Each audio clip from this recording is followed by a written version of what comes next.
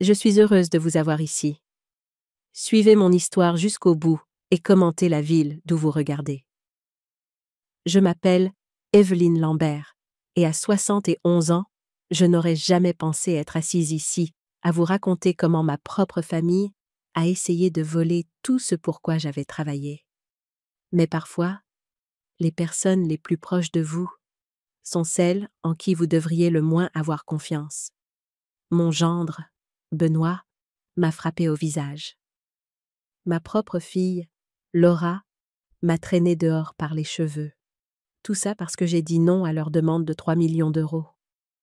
Je me suis assise sur le trottoir, en sang, tremblante, me demandant à quel moment mon enfant était devenu quelqu'un que je ne reconnaissais plus. Mais ce qu'il ne savait pas, c'est que je m'étais déjà préparée à ce moment. Et 1 heure plus tard, tout a commencé à s'effondrer pour eux. J'ai emménagé chez ma fille, Laura, la semaine après mes 71 ans. Non pas parce que je ne pouvais pas vivre seule, non pas parce que j'avais besoin d'aide pour monter les escaliers ou me souvenir des noms, mais parce qu'elle disait que je lui manquais, qu'elle me voulait plus près, et que son mari, Benoît, était même d'accord. À l'époque, j'ai cru que c'était de l'amour. Je n'avais pas réalisé que c'était une stratégie. Leur maison se trouvait dans une rue tranquille, en périphérie d'Angers, avec un grand porche et une balancelle blanche qui ne servait jamais. Laura avait décoré la chambre d'amis en lilas et ivoire, mes couleurs préférées. Il y avait des draps neufs sur le lit et une photo encadrée de nous deux, prise le jour de la remise de son baccalauréat, était posée sur la table de chevet. Je me souviens être restée là, ma valise encore à la main, et avoir pensé « Peut-être que ce sera une bonne chose. Peut-être que cela comblera la distance entre nous. » Ce n'est pas comme si je n'avais nulle part où aller. J'avais un petit appartement à 2 villes de là. Je travaillais à temps partiel à la bibliothèque municipale où j'organisais les archives historiques et animais des ateliers de généalogie. Ce travail avait un sens pour moi. Tout comme le calme de mon propre foyer, ma petite cuisine, mes salières en céramique en forme de chouette. Mais Laura disait que les dîners avec moi lui manquaient. Elle disait qu'elle voulait que ses enfants entendent mes histoires. Je l'ai cru. La première semaine s'est déroulée dans une harmonie presque surprenante. Chaque soir, elle me préparait une tisane avant de dormir. Benoît me posait des questions sur mon ancien travail. Les petits-enfants s'asseyaient à mes pieds pendant que je leur racontais comment nos ancêtres étaient venus de Bretagne. Je me suis sentie presque idiote d'avoir douté d'elle, de m'être méfiée de son invitation si chaleureuse. Je me laissais bercer par cette douce routine, ignorant que chaque geste attentionné était un fil de plus tissé dans la toile qu'il préparait. Puis, progressivement, de petites choses ont changé, des changements si subtils qu'on aurait pu les attribuer à la fatigue ou à une mauvaise journée. Laura a commencé à parler plus souvent de factures. Sa voix était légère, mais les mots étaient lourds.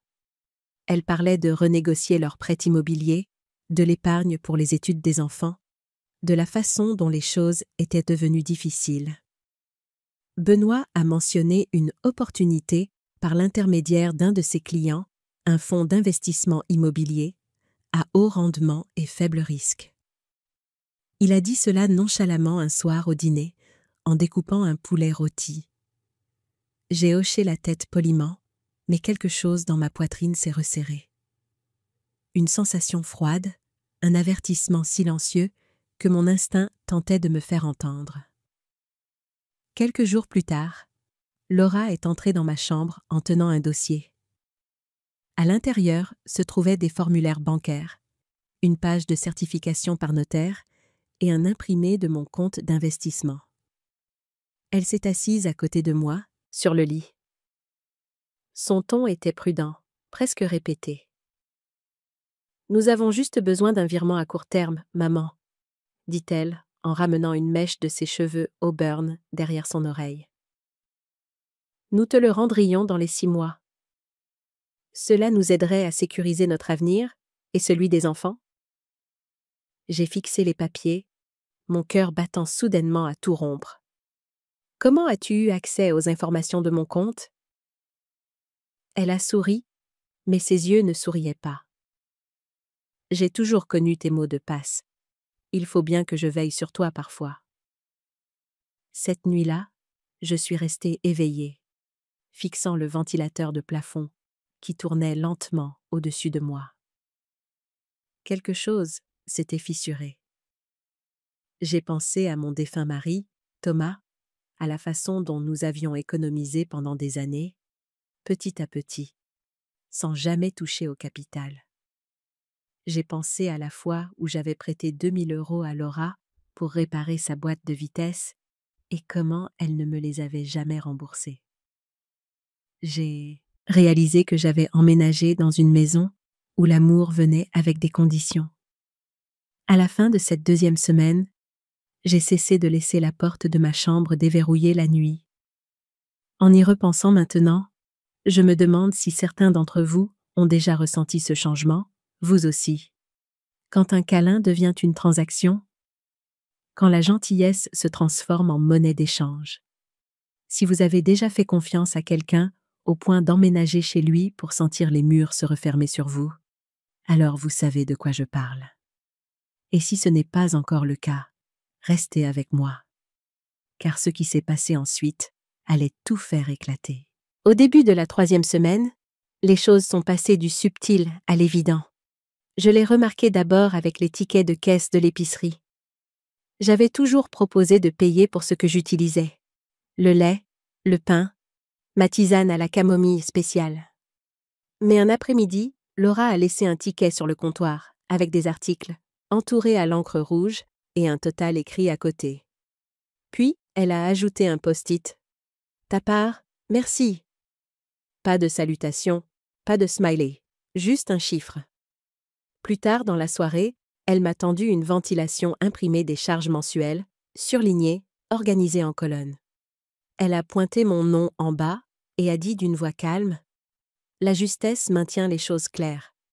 C'est comme ça que les familles restent fortes. » Benoît n'a pas beaucoup parlé ce soir-là, mais il a hoché la tête en signe d'approbation, tout en faisant défiler quelque chose sur son téléphone. Je n'ai pas discuté. Je suis montée à l'étage, le papier à la main. Je me suis assise sur le bord de mon lit et j'ai regardé le calcul. Le total n'était pas exorbitant, mais le message était plus fort que le chiffre. Ils ne voulaient pas d'une mère dans leur maison. Ils voulaient une locataire. Quelques jours plus tard, j'ai trouvé Benoît dans la cuisine en train de feuilleter un petit carnet noir. Quand je suis entrée, il l'a refermé trop vite. Il l'a posé sur le comptoir et a souri comme si de rien n'était. « Belle journée, n'est-ce pas, Evelyne ?» dit-il, la voix trop enjouée. Je pensais faire un barbecue ce soir. Plus tard dans la soirée, quand ils sont sortis, j'ai vérifié le tiroir où je gardais mon dossier personnel. Il était légèrement déplacé. Les onglets avaient été bougés. Certains documents n'étaient plus là où je les avais laissés la dernière fois. Je n'avais pas besoin de preuves pour savoir. J'avais vu assez de choses au fil des ans pour faire confiance à mon instinct. Quelque chose se tramait dans mon dos. Le lendemain matin, au petit déjeuner, Laura a évoqué nonchalamment la planification successorale. Elle a replié ses pieds, sous elle, sur sa chaise, une habitude qu'elle avait depuis son enfance. « Maman, as-tu déjà pensé à simplifier tes comptes ?» Sa voix était désinvolte, comme si elle demandait la météo. « J'ai lu que les comptes joints sont plus faciles en cas d'urgence. » Elle a pris une gorgée de son café, me regardant par-dessus le bord de sa tasse. « La mère de mon amie a tout mis dans une fiducie pour ses enfants, » a-t-elle poursuivi. « Pas de questions plus tard. » Je n'ai pas répondu. Elle a continué à parler. « Ce n'est pas une question d'argent, maman. C'est une question de clarté, de préparation pour l'avenir, de tranquillité d'esprit. » Benoît a ajouté qu'il pourrait aider avec la paperasse si nécessaire. Il l'avait fait pour des clients. Il avait des modèles. Il pourrait rendre le processus fluide. J'ai baissé les yeux sur mes céréales. Le lait était devenu tiède. La cuillère me semblait lourde dans ma main. Ce qu'il ne comprenait pas, c'est que j'avais déjà planifié mon avenir. Mon mari et moi avions tout mis en place des années auparavant. Nos finances étaient en ordre. Ce que Laura et Benoît voulaient, ce n'était pas de la clarification. C'était du contrôle. Le même après-midi, j'ai appelé mon conseiller financier depuis ma voiture. Je ne voulais pas parler à l'intérieur de la maison. Je lui ai dit de mettre en place des alertes sur tous les virements, de bloquer toute modification et de signaler toute activité provenant d'adresses IP inconnues. « Tout va bien, Madame Lambert ?» demanda-t-il, la voix inquiète. « C'est une précaution, Stéphane, » ai-je dit. Juste au cas où. À la fin de cette semaine, Laura m'a tendu une liasse de documents. Elle a dit qu'elle avait pris les devants et rédigé un exemple de transfert de procuration, juste pour lancer le processus. Son ton était désinvolte, comme si elle m'offrait une recette de biscuits. Ses yeux, cependant, sont restés fixés sur les miens un instant de trop. Je n'ai pas ouvert la liasse. Je l'ai mise de côté et lui ai demandé comment allaient les enfants à l'école. Elle n'a pas insisté. Mais 2 jours plus tard, Benoît en a reparlé. Cette fois, alors que nous étions seuls dans le garage, il rangeait ses clubs de golf et je rentrais après avoir récupéré le courrier. « Laura essaie juste d'aider, Evelyne, » dit-il, en s'appuyant contre son SUV noir brillant. « Tu as de la chance d'avoir une fille qui se soucie autant de toi. » Puis, il a ajouté avec un sourire trop lisse.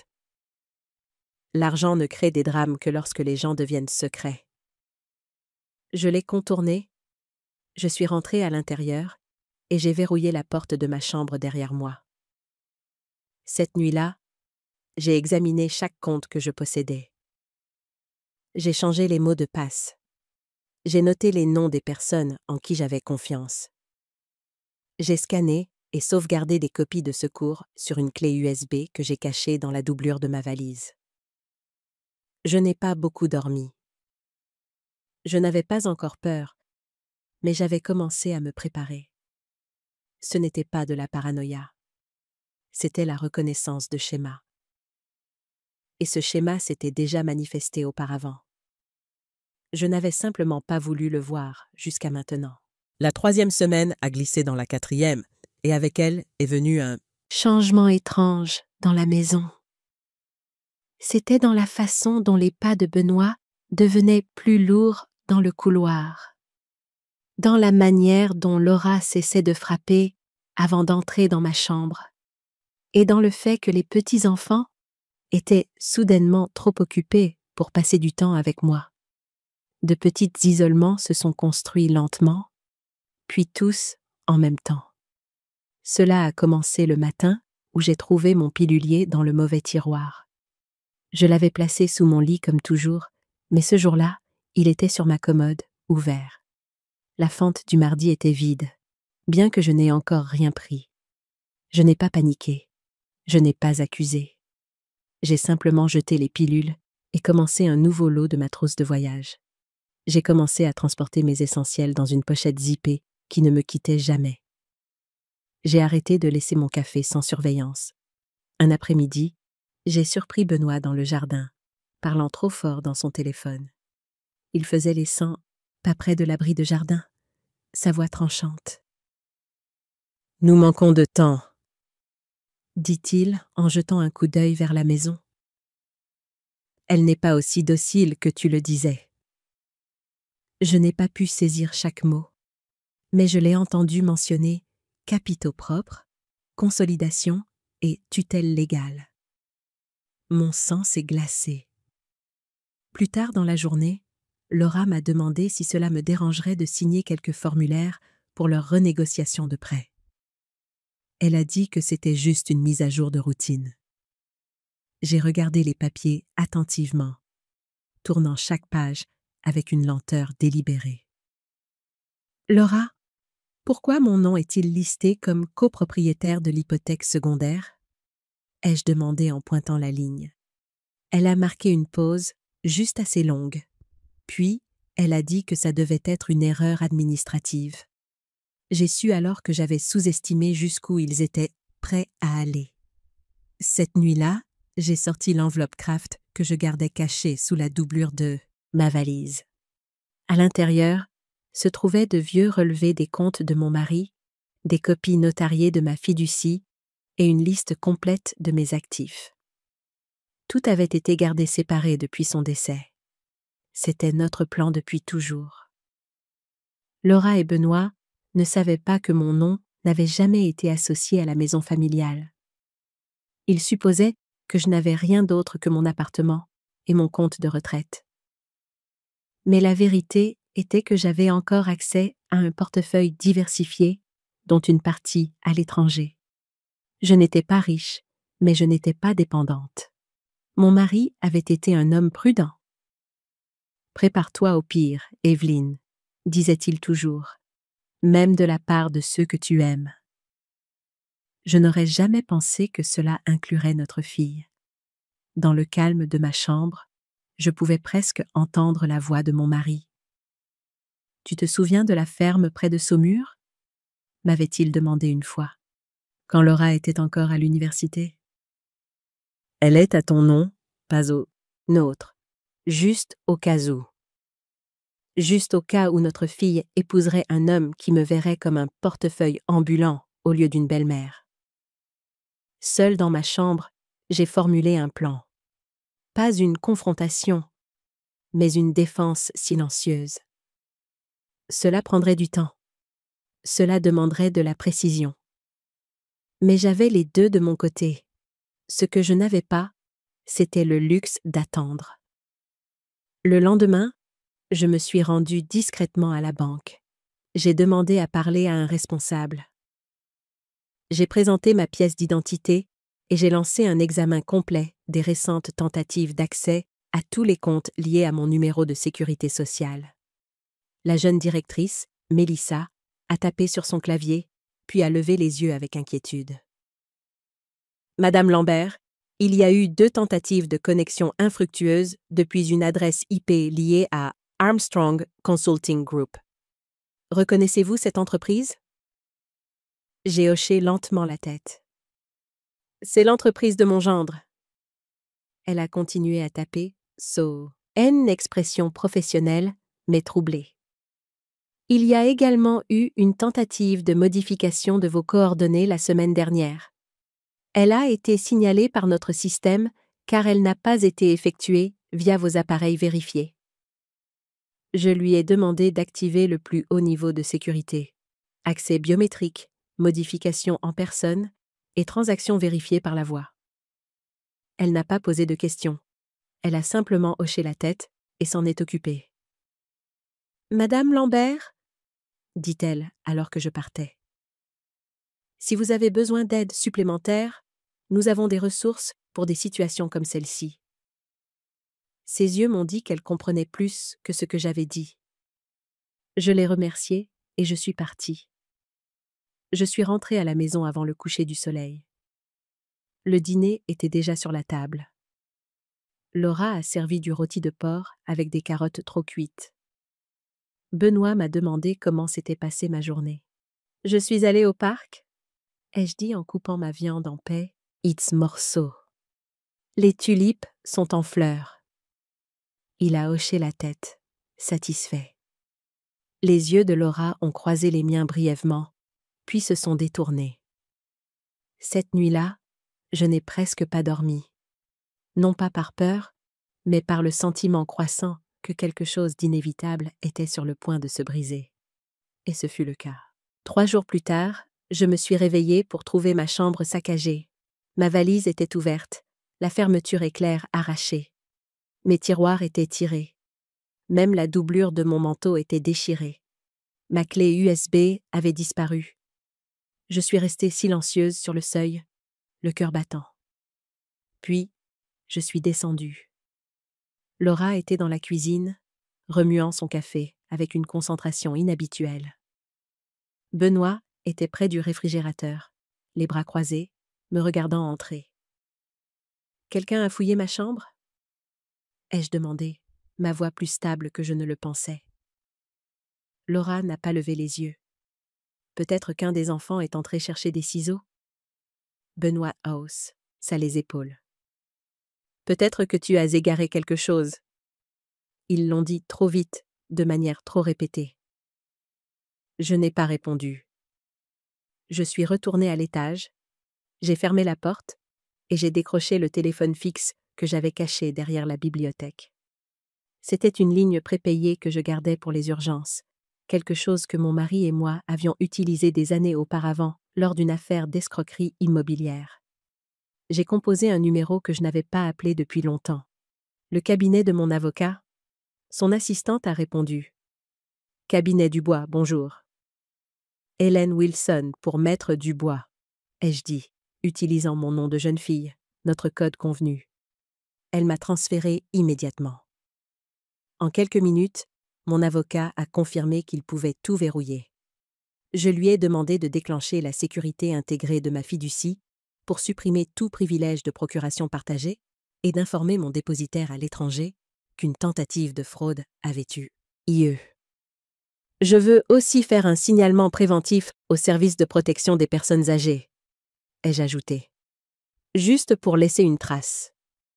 Je n'accusais pas encore, mais je voulais un dossier.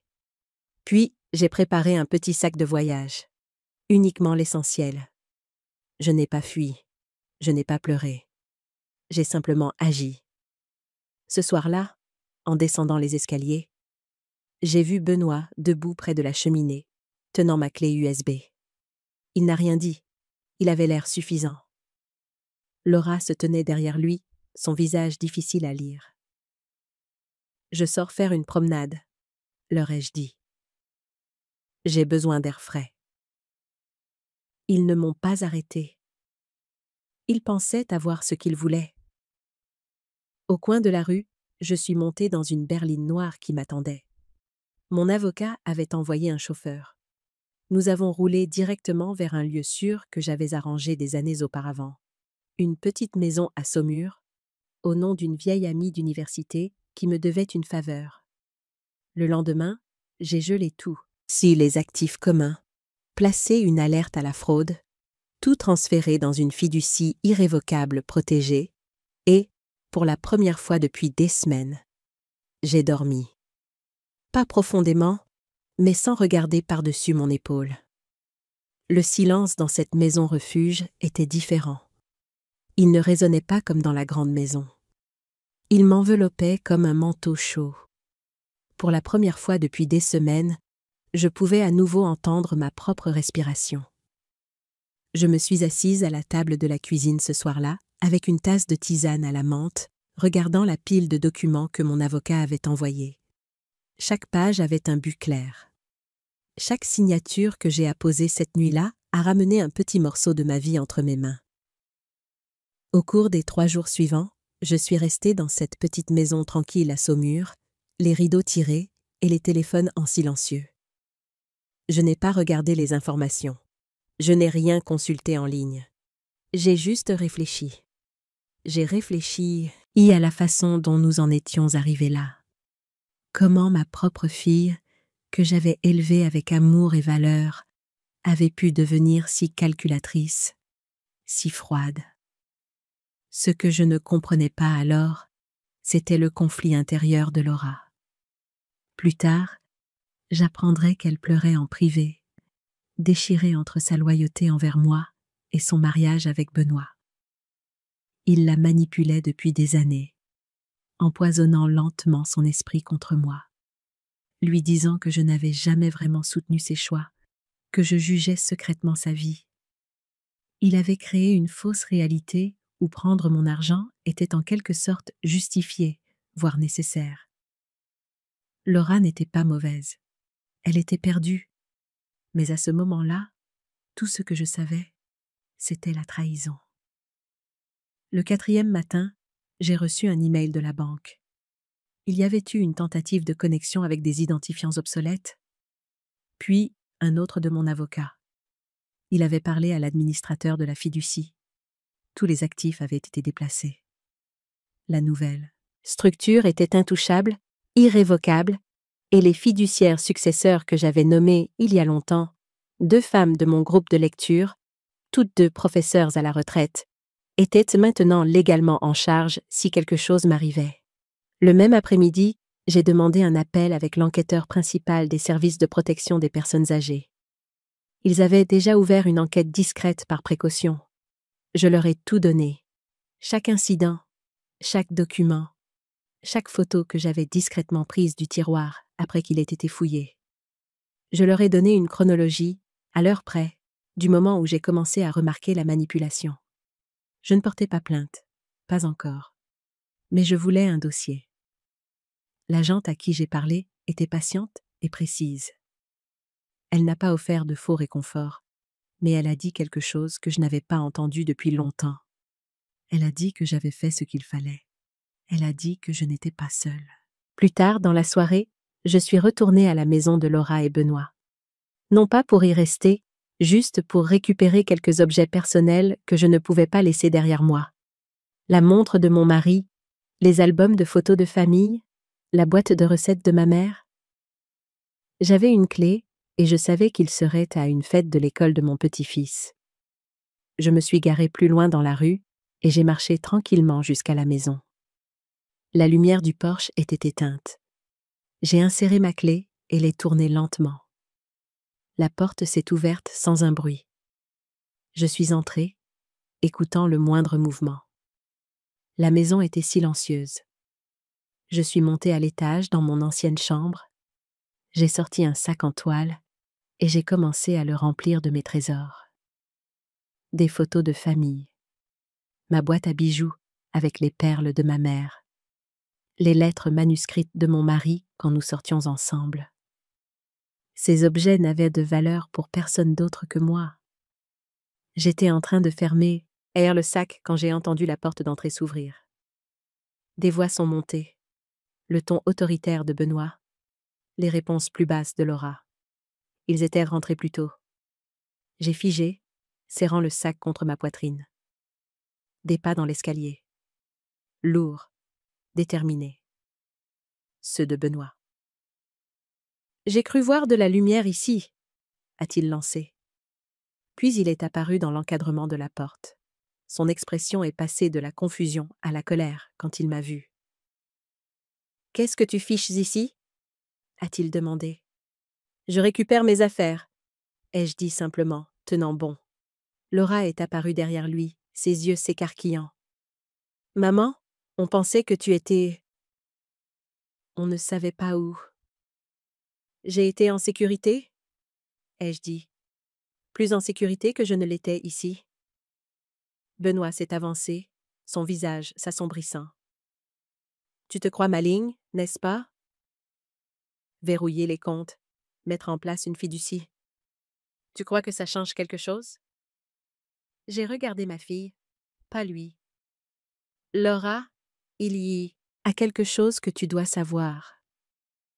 J'ai demandé à un expert comptable judiciaire d'examiner tous les papiers que vous me demandiez de signer. Sais-tu ce qu'il a trouvé?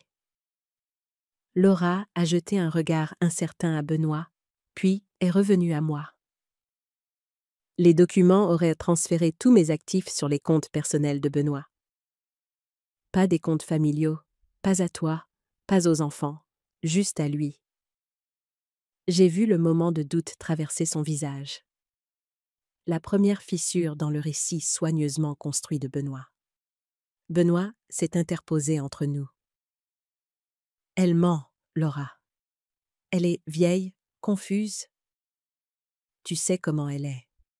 C'est alors que j'ai sorti l'analyse imprimée de mon sac, préparée par mon avocat et l'expert comptable. Je l'ai tendue à Laura. Vois par toi-même. Benoît s'est jeté en avant, essayant d'attraper les papiers. Ça ne te regarde plus. Je me suis reculée, mais il a attrapé mon bras, le tordant douloureusement. Avant que je puisse réagir, son autre main a formé un pot. Eng, et il m'a frappé au visage, La douleur a explosé comme un feu d'artifice. J'ai titubé en arrière, sentant le goût du sang. À travers mon étourdissement, j'ai entendu Laura crier. Pas sur Benoît, mais sur moi. Regarde ce que tu lui as fait faire, a-t-elle hurlé, son visage déformé par une colère et une peur mal placée. Pourquoi ne pouvais-tu pas simplement nous aider?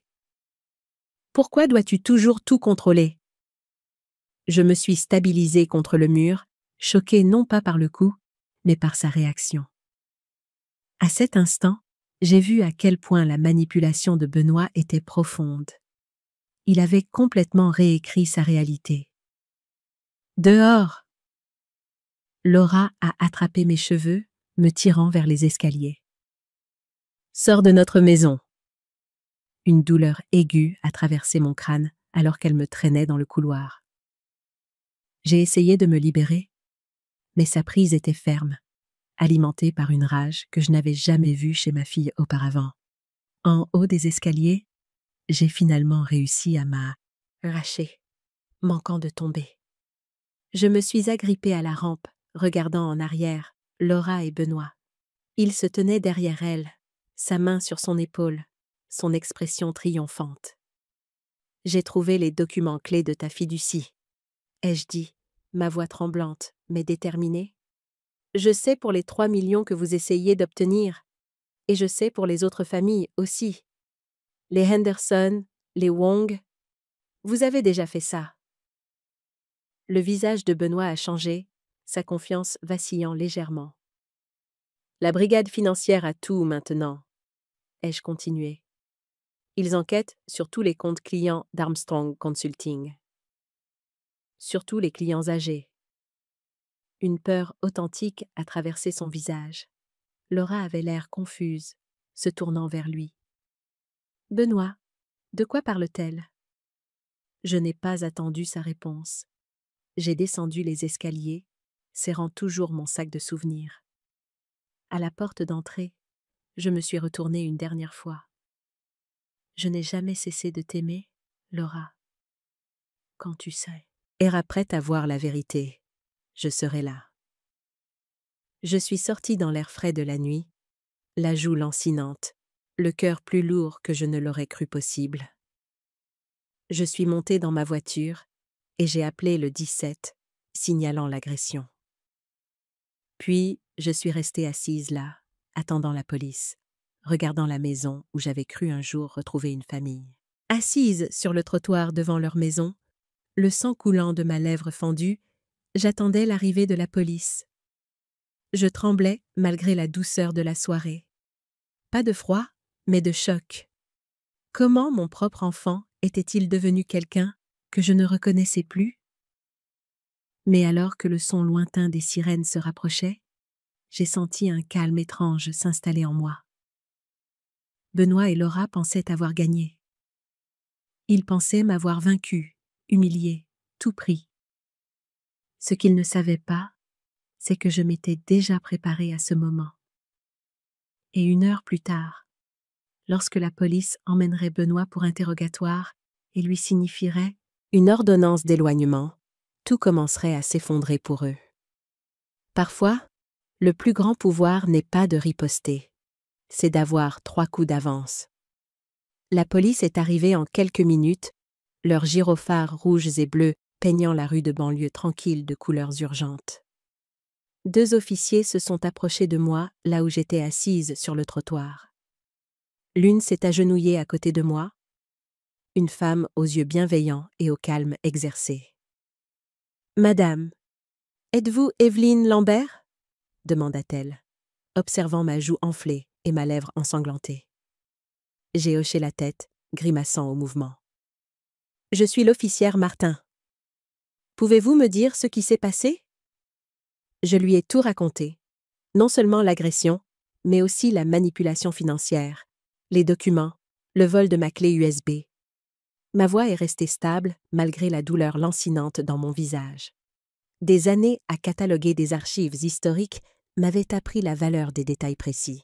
« Nous devrions prendre des photos de vos blessures, » dit l'officière Martin. et je vous recommande fortement de consulter un médecin. Le second officier était déjà à la porte. Benoît répondait, avec Laura planant anxieusement derrière lui. Je pouvais entendre sa voix, douce et raisonnable, flotter dans l'allée. Un malentendu. Ma belle-mère a été confuse ces derniers temps. Elle est tombée et s'est cognée le visage sur la rampe. L'ambulance est arrivée alors que les officiers les interrogeaient séparément. L'ambulancier qui nettoyait ma coupure m'a dit que j'aurais besoin de points de suture. Alors qu'il m'aidait à monter sur le brancard, j'ai vu Benoît observer depuis le seuil de la porte. Son visage était un masque de gendre attentionné. Seul moi pouvais voir le calcul froid derrière ses yeux. À l'hôpital, un médecin aux cheveux grisonnants a doucement suturé ma lèvre pendant qu'une assistante sociale était assise à proximité, un presse-papier à la main. « Madame Lambert, je suis S. Ara des services sociaux », dit-elle une fois le médecin terminé. « Seriez-vous à l'aise de me parler un peu plus de votre situation de vie ?» J'ai apprécié sa franchise. Pas de questions condescendantes pour savoir si j'étais confuse ou si j'imaginais des choses. Juste une femme professionnelle faisant son travail, me traitant comme une personne autonome. « J'ai tout documenté », lui ai-je dit, attrapant mon sac à main et en sortant un petit carnet. Date, heure, conversation. J'ai des copies des documents frauduleux qu'il voulait me faire signer. Les sourcils de Sarah se sont légèrement levés. C'est exceptionnellement minutieux. J'ai réussi un petit sourire malgré mes points de suture. J'ai été archiviste historique pendant 30 ans. La documentation est une seconde nature. Ce que je ne lui ai pas dit, c'est à quel point le processus juridique serait difficile. Dans les jours à venir, j'apprendrai que les cas d'abus financiers sur les personnes âgées sont notoirement difficiles à prouver. La charge de la preuve m'incomberait de démontrer que je n'avais pas donné mon consentement volontairement, que j'étais mentalement compétente, que les transactions n'étaient pas des cadeaux. Le système semblait conçu pour protéger les agresseurs plutôt que les victimes. Après le départ de Sarah, j'ai appelé mon avocat, Maître Dubois, depuis la chambre d'hôpital. Il a répondu à la première sonnerie, malgré l'heure tardive. « Evelyne, je viens d'avoir des nouvelles de la police. Est-ce que tout va bien ?»« J'ai connu de meilleurs jours, » ai-je admis, « mais j'ai les idées claires. Quelle est notre prochaine étape ?» J'ai déjà déposé une demande d'ordonnance de protection d'urgence basée sur l'agression, dit Maître Dubois. Mais nous devons agir rapidement sur le front financier. La tentative de connexion à la banque nous donne un levier, mais Benoît couvre probablement ses traces en ce moment même. Et les modifications de la fiducie que nous avons faites, sont-elles sécurisées? Oui, mais il les contestera. Il prétendra que vous n'étiez pas saine d'esprit lorsque vous avez fait les changements. Nous devons vous faire évaluer par un gérontopsychiatre immédiatement pour établir votre capacité cognitive. J'ai pris un rendez-vous pour demain matin. J'ai soupiré, sentant le poids de ce qui m'attendait. Et Laura? Elle est manipulée aussi, maître. Il y eut une pause sur la ligne. Une bataille à la fois, Evelyne. Pour l'instant, nous devons vous protéger, vous et vos actifs. Après avoir raccroché, je me suis adossée aux oreillers de l'hôpital, fixant le plafond. Dans ma carrière, j'avais préservé les histoires de centaines de familles à travers leurs lettres, photographies et journaux intimes. J'avais documenté leurs triomphes et leurs tragédies, leurs amours et leurs pertes. Mais je n'aurais jamais imaginé que je serais en train de préserver des preuves contre ma propre fille. Le lendemain matin, la gérontopsychiatre, elle, et Dr Patel, a procédé à une évaluation approfondie. Elle m'a fait passer des tests cognitifs, m'a interrogé sur mes antécédents médicaux et a observé mes processus de prise de décision. Sa conclusion était sans équivoque. J'étais pleinement compétente, ne montrant aucun signe de déficience cognitive. Madame Lambert présente un rappel et une fonction exécutive exceptionnelle. a-t-elle écrit dans son rapport.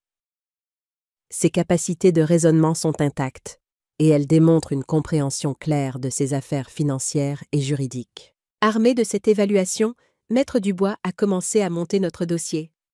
Mais les procédures judiciaires prendraient du temps.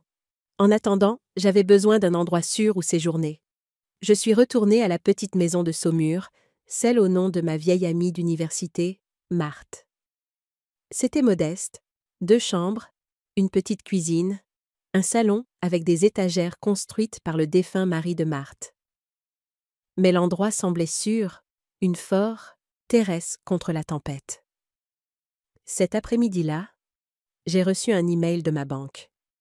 Il y avait eu une autre tentative de connexion à mes comptes, cette fois avec le bon mot de passe, mais échouant à l'authentification à 2 facteurs. L'adresse IP correspondait à nouveau à l'entreprise de Benoît. Je l'ai transférée à Maître Dubois, qui l'a ajoutée à notre dossier de preuves croissant. Puis j'ai appelé directement le service des fraudes de la banque. « Ici, Evelyne Lambert », ai-je dit lorsque le représentant a répondu. « Numéro de compte 8742-1-33B. Je dois vérifier les récentes tentatives d'accès à mes comptes. » Le représentant, après avoir confirmé mon identité par des questions de sécurité, a consulté le journal d'activité. « Madame Lambert, nous avons signalé plusieurs tentatives d'accès non autorisées au cours des dernières 48 heures, » a-t-elle déclaré.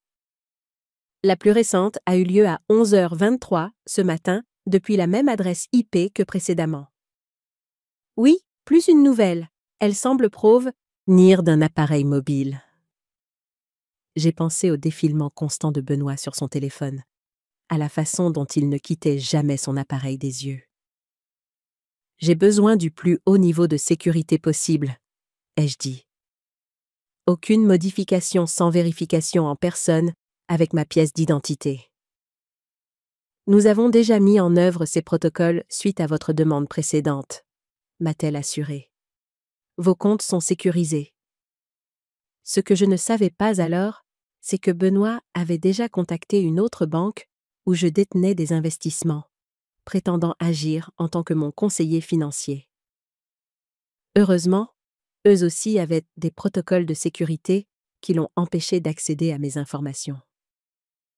Mais sa persistance montrait à quel point il était déterminé à mettre la main sur mon argent. De retour chez Marthe, j'ai commencé à cataloguer mes actifs de manière systématique. Mon défunt mari, Thomas, avait été méticuleux avec nos finances, insistant sur la diversification et la sécurité.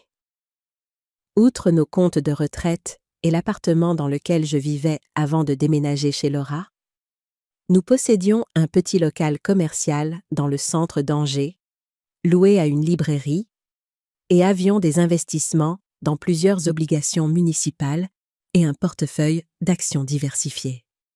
L'actif le plus important, inconnu de Laura et Benoît, étaient les terres agricoles près de Saumur. 25 hectares de terres fertiles de la Loire, qui appartenaient à la famille de Thomas depuis des générations. Il me les avait transférés uniquement à mon nom 1 an avant sa mort, sentant déjà à l'époque que le mari de notre fille pourrait un jour menacer notre héritage. La terre perdure, Evelyne, m'avait dit Thomas. Quand tout le reste échoue, la terre reste.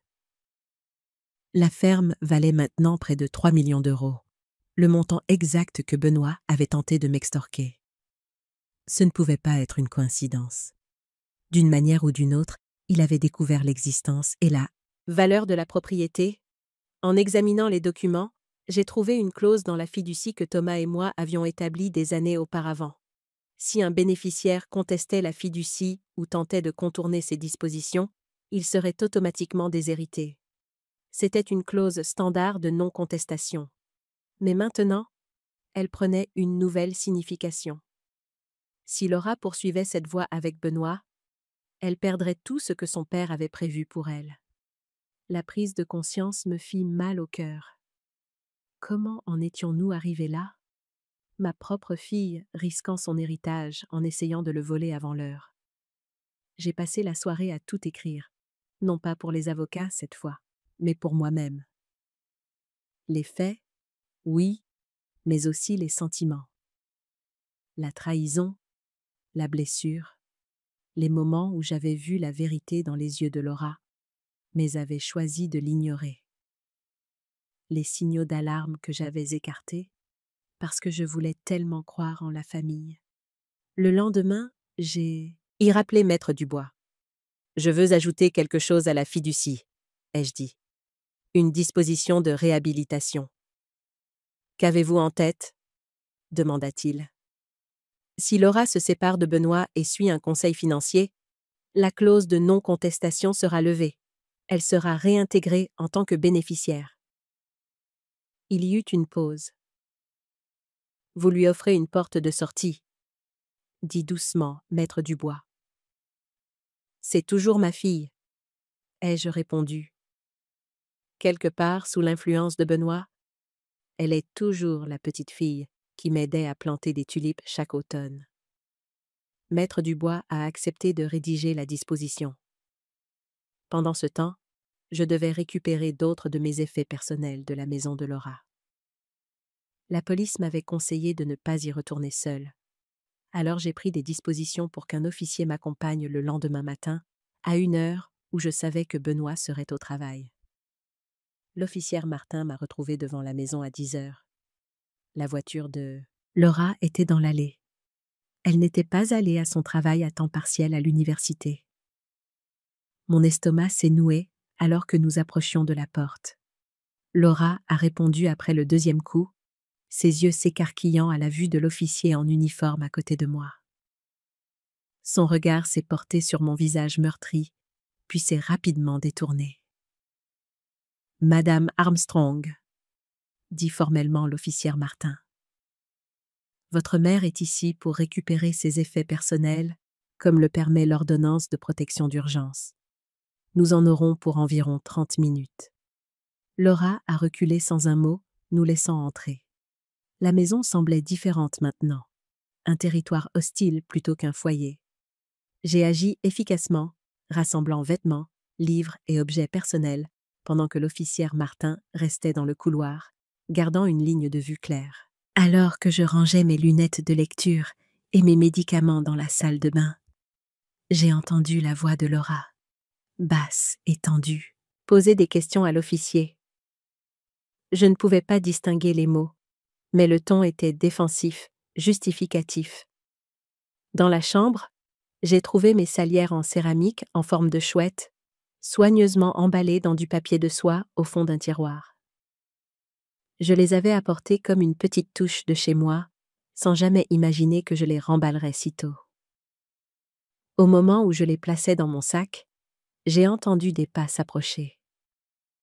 Laura se tenait dans l'encadrement de la porte, les bras croisés fermement sur sa poitrine. Sans l'officier directement à côté d'elle, sa posture a changé, moins provocante, plus incertaine. « Tu vas vraiment jusqu'au bout ?» dit-elle. Ce n'était pas une question. J'ai continué à faire mes bagages. « Tu ne m'as pas laissé le choix, Laura. » « On essayait de t'aider, » insista-t-elle, mais sa voix manquait de conviction. « Tu vieillis. » On voulait s'assurer que tout soit pris en charge. J'ai levé les yeux vers elle alors, la regardant vraiment. Derrière la défensive, j'ai vu de la peur. Pas seulement la peur des conséquences, mais une anxiété plus profonde. Benoît l'avait convaincu que c'était nécessaire, peut-être même juste. « C'est ce que Benoît t'a dit ?» ai-je demandé calmement. Que prendre le contrôle de mes biens était pour mon bien. Ses yeux se sont détournés. « Tu ne comprends pas notre situation. L'entreprise a des difficultés, les fonds pour les études des enfants. Donc, c'était une question d'argent, ai-je dit, la confirmation tombant comme une pierre dans ma poitrine. C'était une question de famille, a-t-elle rétorqué, une lueur de colère revenant. Quelque chose que tu n'as jamais priorisé. Tu travaillais toujours à ta précieuse bibliothèque pendant que papa m'élevait. L'accusation m'a stupéfiée. Est-ce ainsi qu'elle se souvenait de son enfance? les sacrifices que nous avions faits pour lui donner des opportunités, l'équilibre prudent que nous avions maintenu.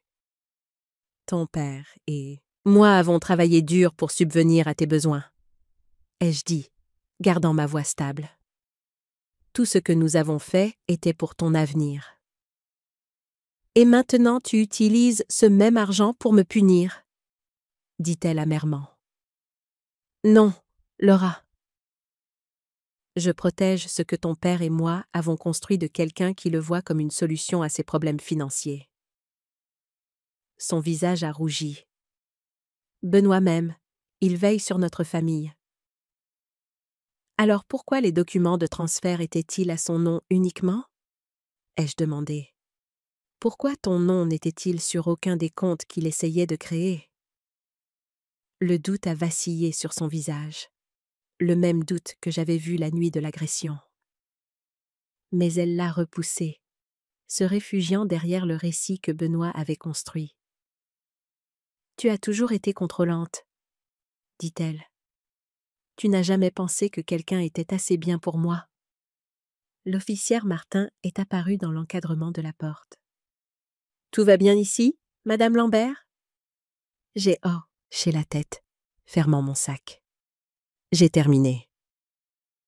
Alors que je me dirigeais vers la porte, la main de Laura s'est tendue, attrapant mon bras, pas brutalement, mais avec urgence.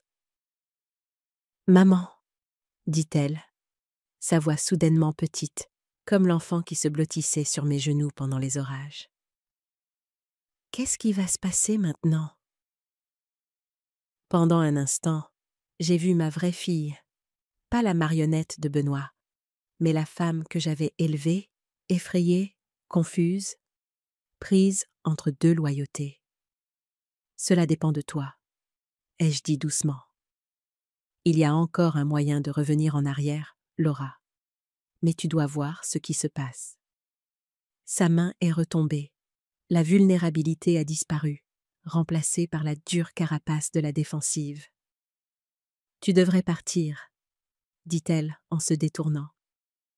Alors que l'officière Martin m'escortait jusqu'à ma voiture, j'ai jeté un regard en arrière vers la maison. Laura se tenait à la fenêtre, observant, son expression illisible. J'ai levé la main dans un petit signe, mais elle a laissé tomber le rideau, disparaissant de la vue. Les jours suivants se sont écoulés dans un tourbillon de consultations juridiques et de dépôts de documents. Maître Dubois travaillait sans relâche, obtenant des ordonnances judiciaires pour protéger mes biens pendant que l'enquête se poursuivait. Mais Benoît se défendait, engageant un avocat coûteux d'Angers, spécialisé dans la contestation des fiducies.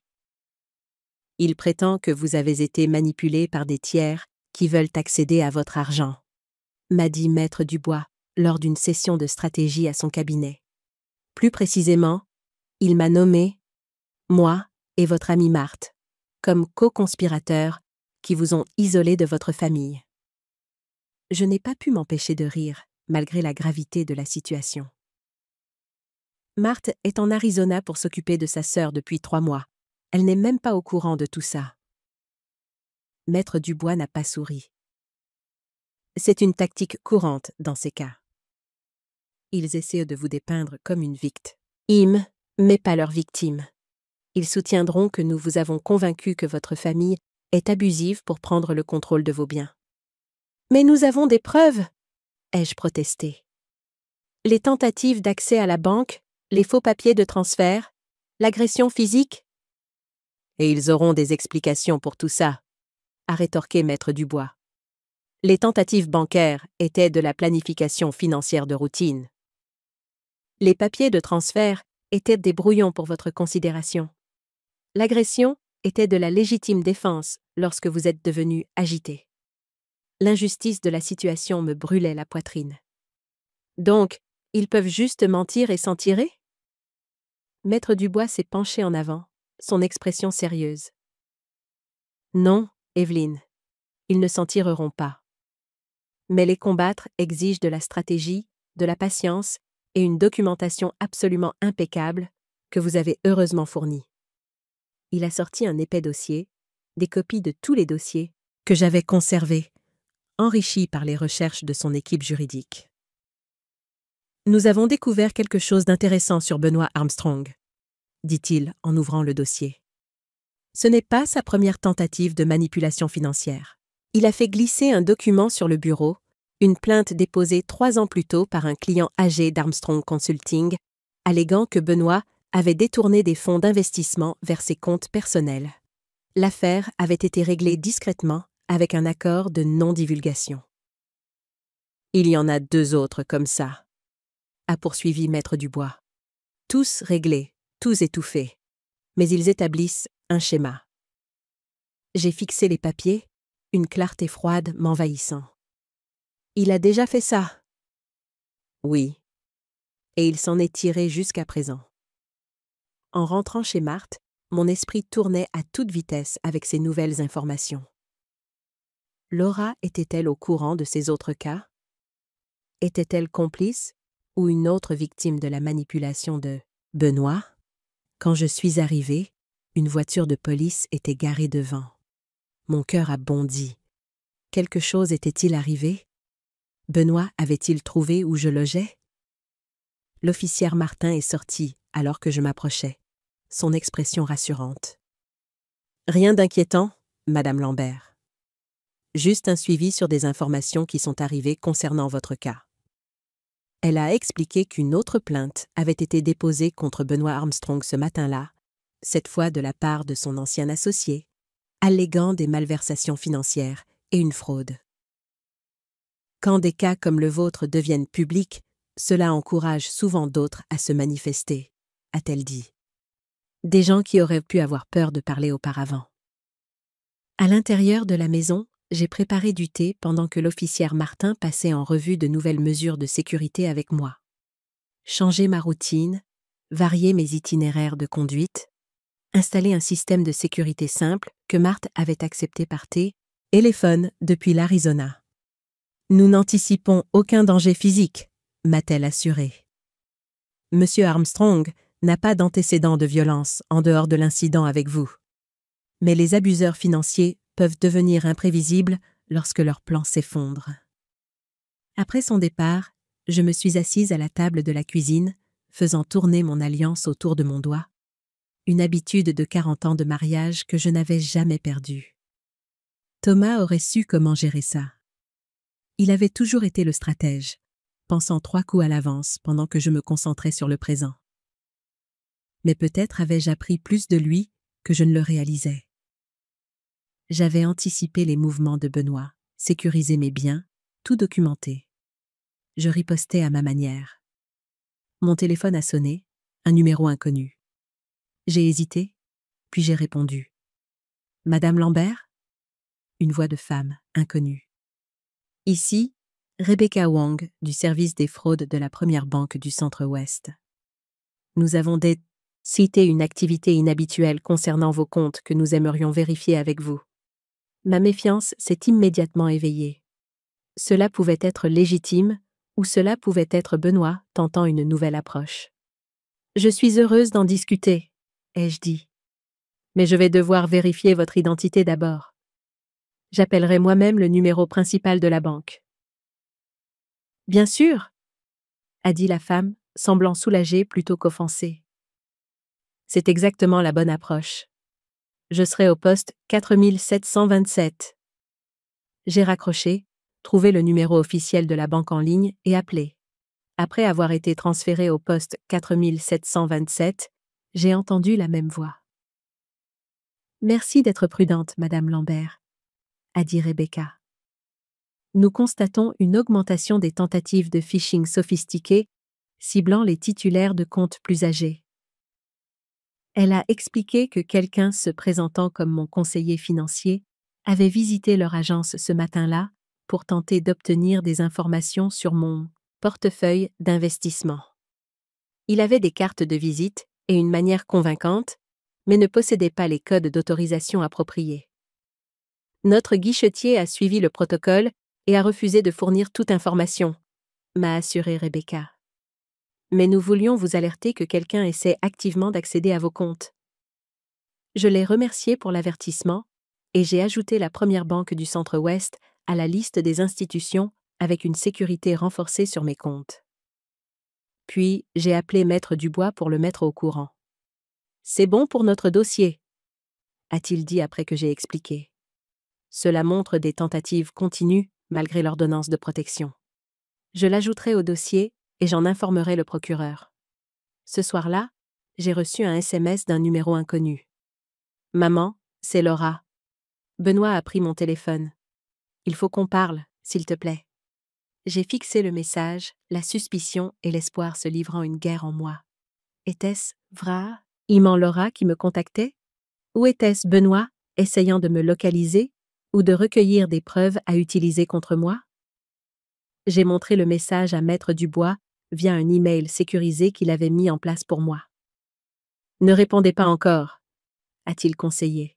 « Nous devons vérifier que c'est bien Laura. » Je vais demander à mon assistante d'appeler son lieu de travail demain pour voir si elle y a été, si elle semble en détresse, quelque chose d'inhabituel.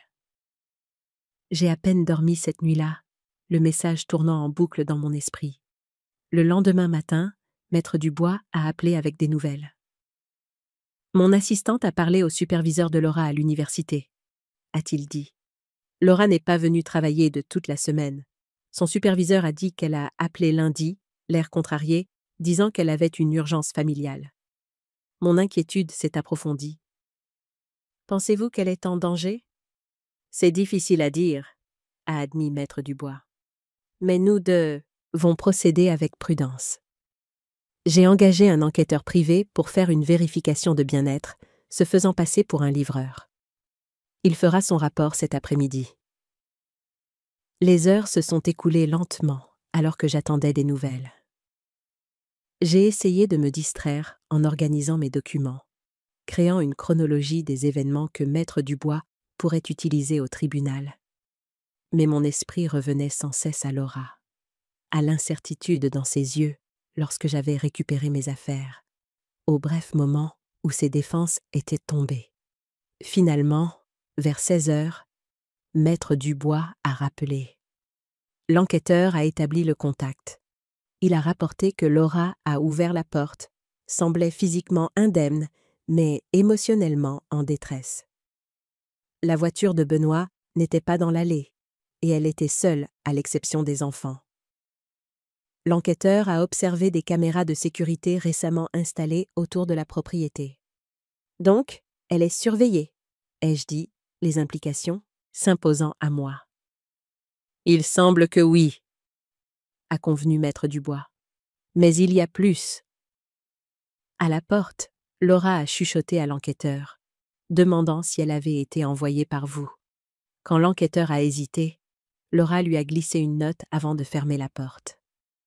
Mon cœur s'est emballé. Qu'est-ce qu'elle disait? Juste 5 mots. Dites à ma mère que je suis désolée. Le simple message a fait sauter un verrou en moi. Le chagrin et l'espoir se sont entremêlés. Laura tendait la main. D'une manière ou d'une autre, quelque chose avait changé. Que faisons-nous maintenant? Ai-je demandé. Nous devons établir un moyen de communication sécurisé avec elle, a dit Maître Dubois. Et nous devons agir vite avant que Benoît ne se rende compte qu'elle a des doutes. Nous avons élaboré un plan. Maître Dubois enverrait un colis à Laura contenant des documents qu'elle devait signer concernant la fiducie de son père, une raison légitime de contact qui n'éveillerait pas les soupçons de Ben. Caché dans la paperasse se trouverait un téléphone prépayé et des instructions pour une communication sécurisée. Le colis a été livré le lendemain. Ce soir-là, alors que j'étais assise à lire dans le salon de Marthe, le téléphone prépayé qu'on m'avait donné a sonné. « Maman !» La voix de Laura était basse, urgente. « Est-ce que ça va? J'ai vu ce qu'il a fait à ton visage. » La police est venue et je vais bien, l'ai-je assuré, un soulagement m'envahissant au son de sa voix. Sa vraie voix, pas le masque défensif qu'elle avait porté à la maison. « Où est Benoît maintenant? » « À un dîner client. Les enfants dorment. Je n'ai que quelques minutes. Ces mots sortaient rapidement. Maman, je suis tellement désolée. Je ne savais pas ce qu'il prévoyait. Il m'a dit qu'on consolidait juste les comptes pour t'aider à gérer les choses en vieillissant. Mais ensuite, j'ai trouvé des documents sur son ordinateur, des transferts vers des comptes offshore, des formulaires de procuration avec S seulement sa signature. Pourquoi n'es-tu pas venu me voir? Ai-je demandé, essayant d'empêcher l'accusation de percer dans mon ton. Elle est restée silencieuse un moment. J'avais peur, a-t-elle finalement admis. Il est différent à la maison de ce que les gens voient. Quand je l'ai interrogé sur les documents, il s'est mis tellement en colère. Il a dit que si je n'aidais pas à te convaincre, on perdrait tout.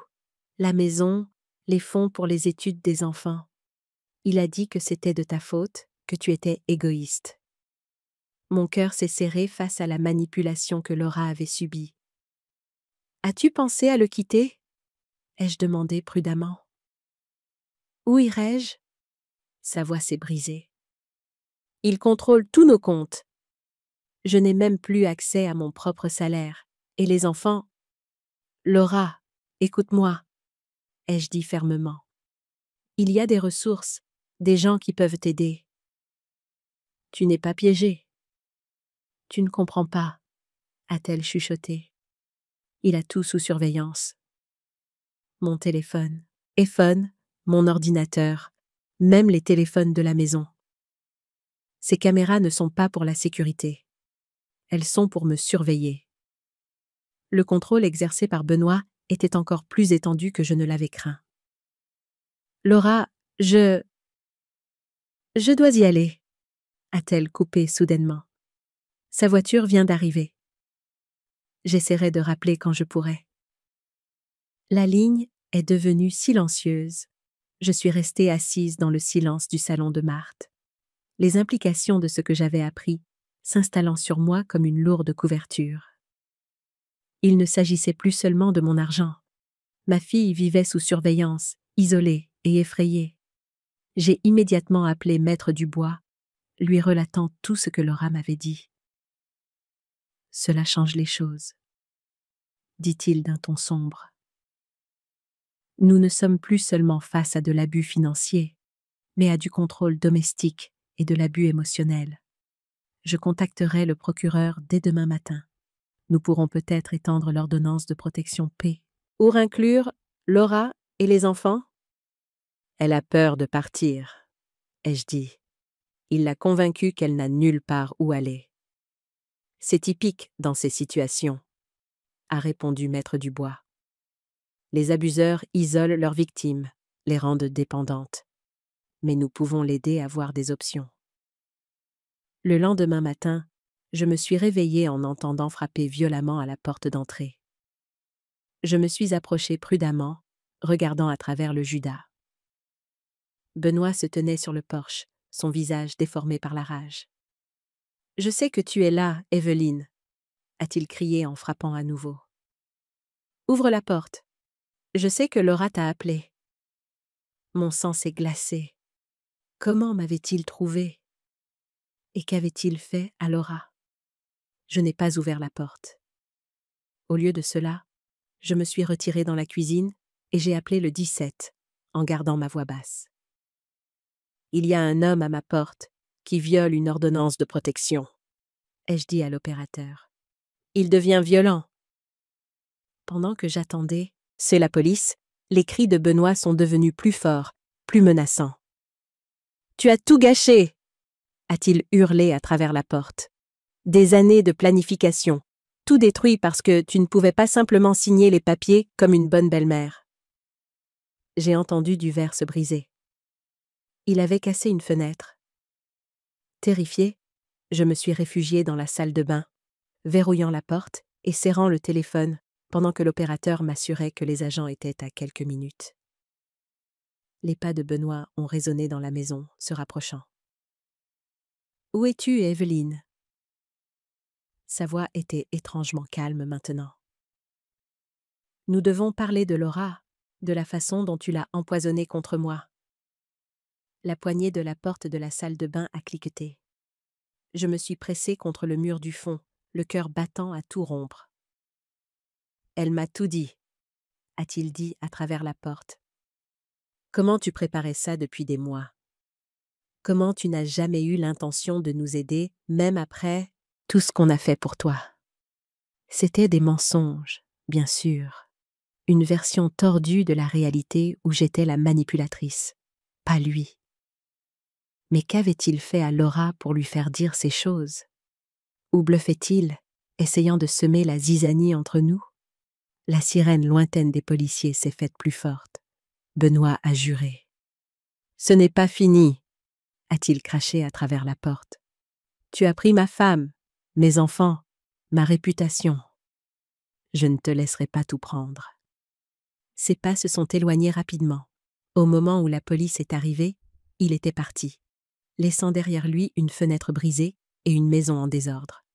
Pendant que l'officière Martin prenait ma déposition, sa radio a crépité avec une mise à jour. Benoît Armstrong avait été appréhendé à 3 pâtés de maison de là, tentant de fuir dans son véhicule. « Madame Lambert, » dit l'officière Martin, son expression grave. « Nous devons vérifier l'état de votre fille immédiatement. Si Monsieur Armstrong est venu ici, dans cet état… » Je n'ai pas eu besoin qu'elle termine sa phrase. Pendant qu'un autre officier sécurisait les lieux, Martin m'a conduite chez Laura, gyrophares allumés, mes sirènes éteintes. En arrivant, j'ai vu Laura assise sur les marches du perron, une petite valise à côté d'elle. Son visage était meurtri, un œil enflé. Je suis sortie de la voiture avant qu'elle ne soit complètement arrêtée, me précipitant vers ma fille. Elle a levé les yeux, des larmes coulant sur son visage. « Maman !» a-t-elle murmuré, tombant dans mes bras alors que je l'atteignais. « Je suis tellement désolée, tellement désolée. » En la serrant, sentant son corps trembler de sanglots contre le mien, j'ai su que nous avions un long chemin à parcourir.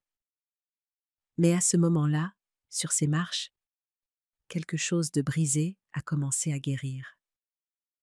Ma fille avait retrouvé son chemin vers moi, sortant de l'ombre de Benoît, pour entrer dans la lumière de la vérité. Et je ferai tout ce qu'il faudrait pour l'aider à se reconstruire.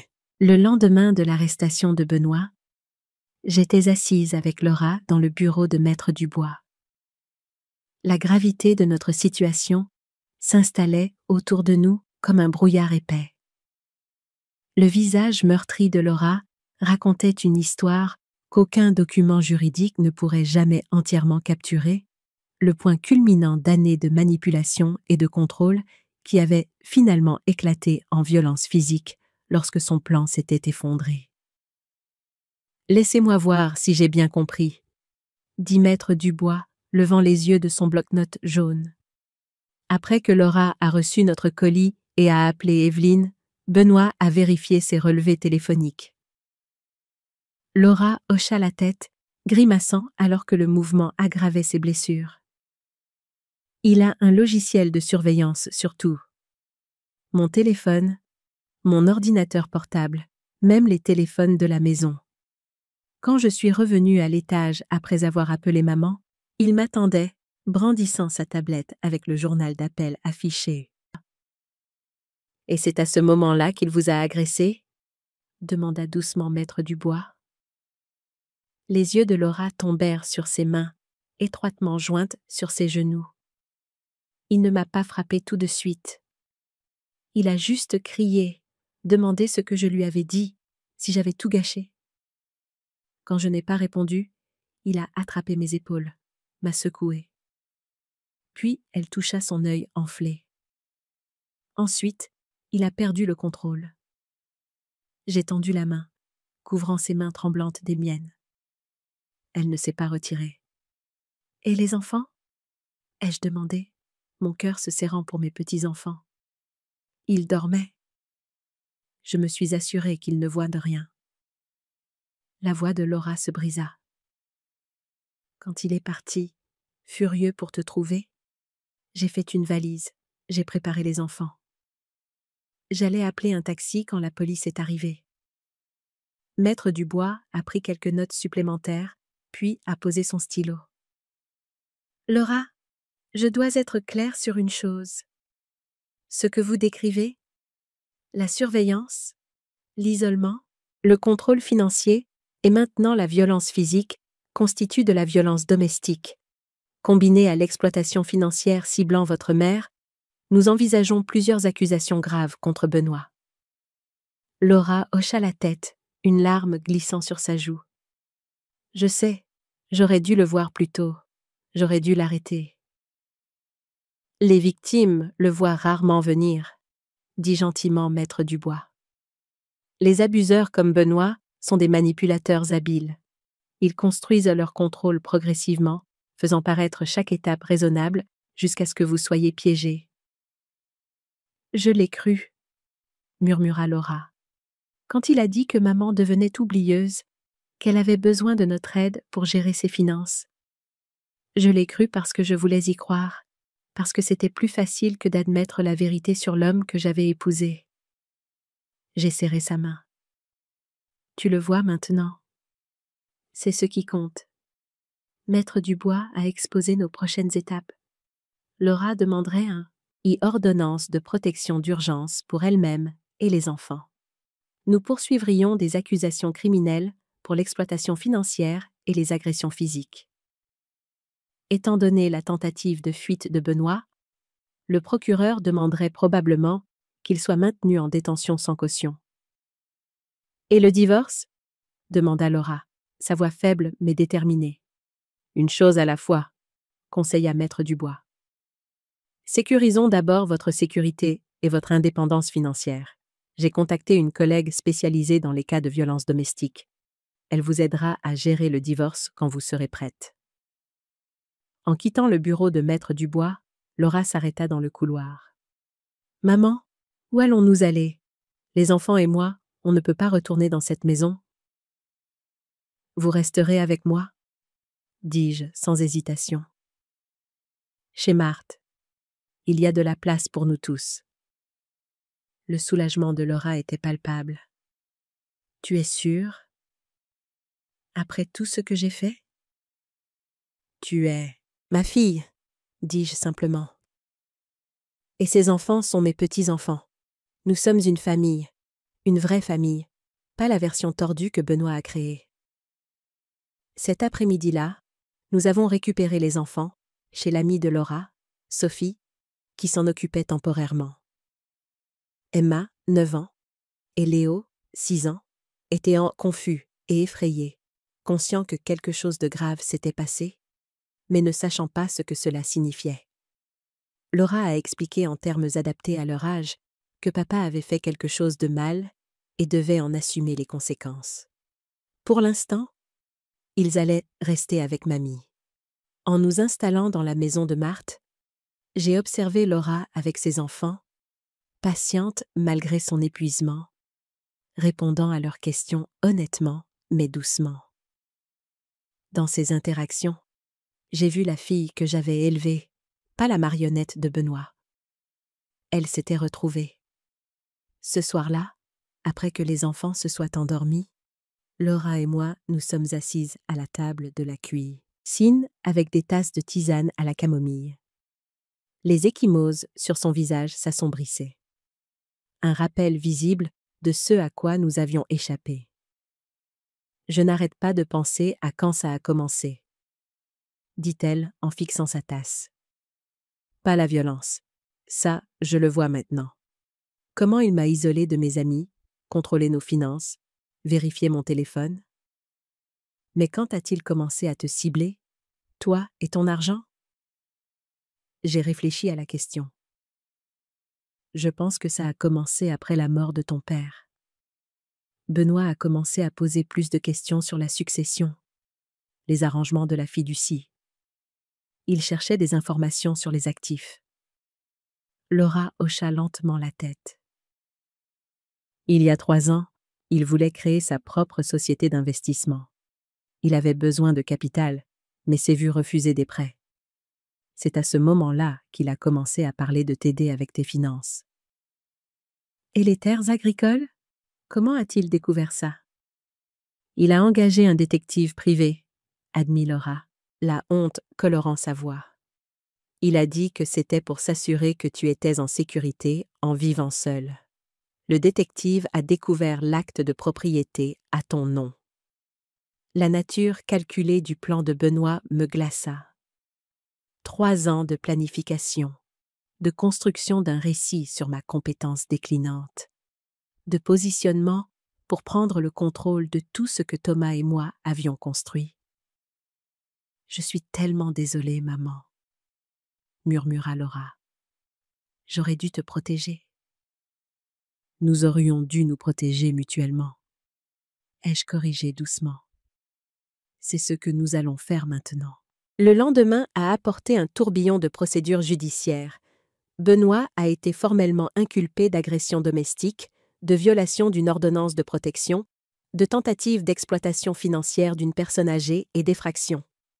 Le juge a refusé la caution, invoquant son risque de fuite et la gravité des accusations. Mais nos batailles juridiques ne faisaient que commencer. Comme l'avait prédit Hit. Maître Dubois, l'avocat coûteux de Benoît, a déposé des requêtes contestant tout, la validité des modifications de ma fiducie, le témoignage de Laura, et même ma compétence mentale, malgré l'évaluation du docteur Patel. Il essaie de faire traîner les choses, a expliqué Maître Dubois lors de notre réunion de mise à jour hebdomadaire. Nous user, épuiser nos ressources. Il espère que nous accepterons un règlement à l'amiable juste pour en finir. Il ne sait pas à qui il a affaire, ai-je dit, me surprenant moi-même par la fermeté de ma voix. J'ai catalogué et préservé des documents historiques pendant 3 décennies. Je sais comment jouer sur le long terme. Maître Dubois a souri. C'est l'esprit. Et il y a de bonnes nouvelles. La police financière s'intéresse à l'affaire. Mes sourcils se sont haussés. La police financière? Les crimes financiers contre les personnes âgées sont devenus une priorité pour eux, en particulier les cas impliquant plusieurs victimes. Les précédents règlements de Benoît avec d'autres clients ont sonné l'alarme.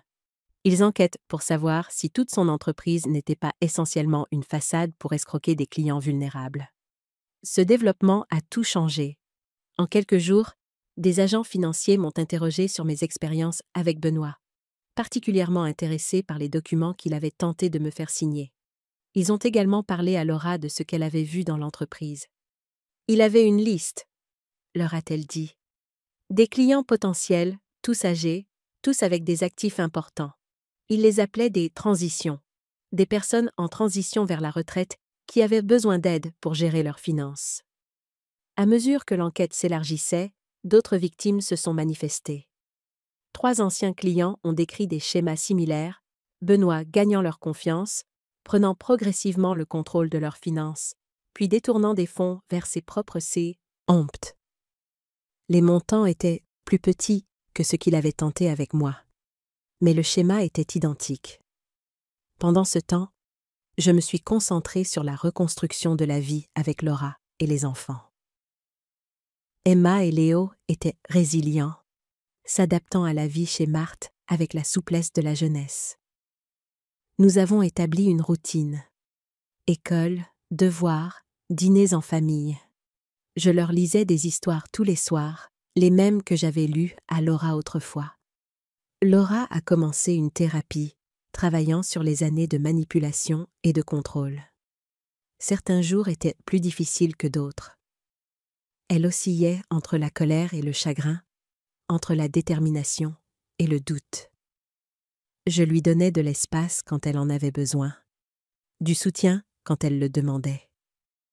Un soir, environ 1 mois après avoir emménagé, Laura m'a trouvé en train de trier de vieilles photos dans le salon.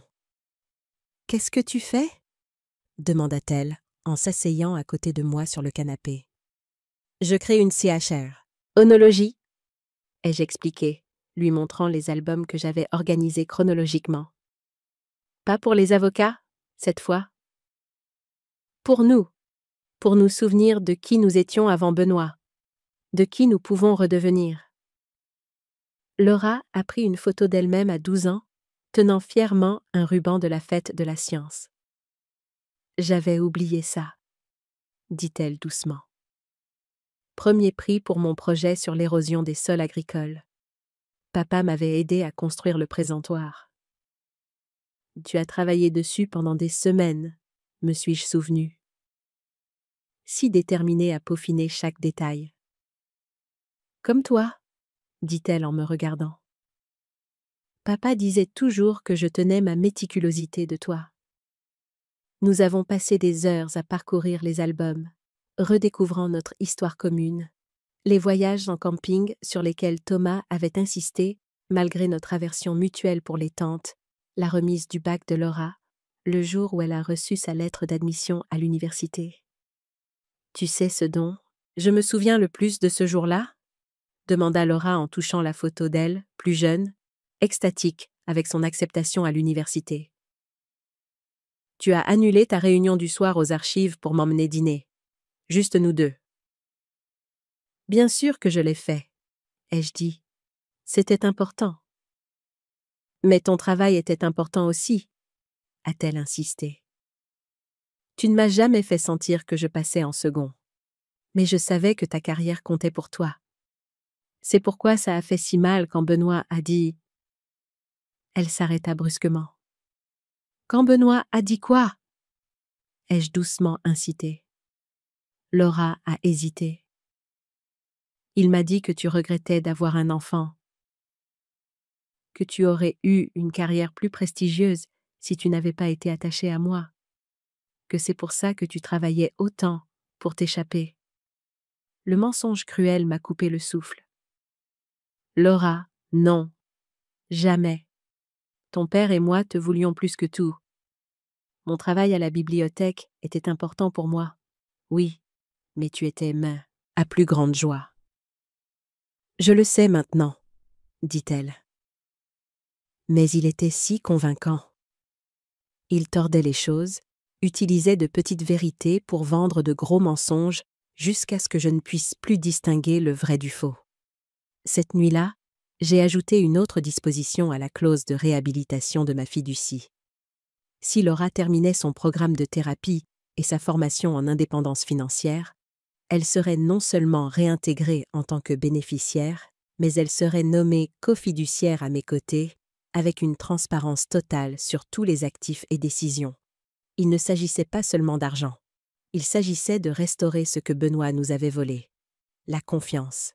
3 mois après l'arrestation de Benoît, nous avons reçu un avis de dépôt au tribunal des tutelles. L'avocat de Benoît avait demandé une audience formelle pour me déclarer inapte à gérer mon patrimoine, affirmant que j'étais mentalement compromise et isolée par des tiers à des fins de financier. L'ironie serait amusante si elle n'était pas si cruelle, ai-je dit à Maître Dubois lors de notre réunion d'urgence. Maître Dubois ne souriait pas. C'est un geste désespéré, mais potentiellement dangereux. L'avocat de Benoît prétend que vos récentes modifications de fiducie ont été faites sous la contrainte et que le témoignage de Laura est forcé. C'est absurde, a protesté Laura. J'ai des preuves de la violence de Benoît, des photos, des SMS, même des vidéos de son propre système de surveillance. Et nous présenterons tout cela, l'a assuré Maître Dubois. Mais préparez-vous. Ça va devenir moche. Ils vont attaquer votre crédibilité, l'état mental d'Evelyne, nos motivations. C'est une tactique de la terre brûlée. Il avait raison.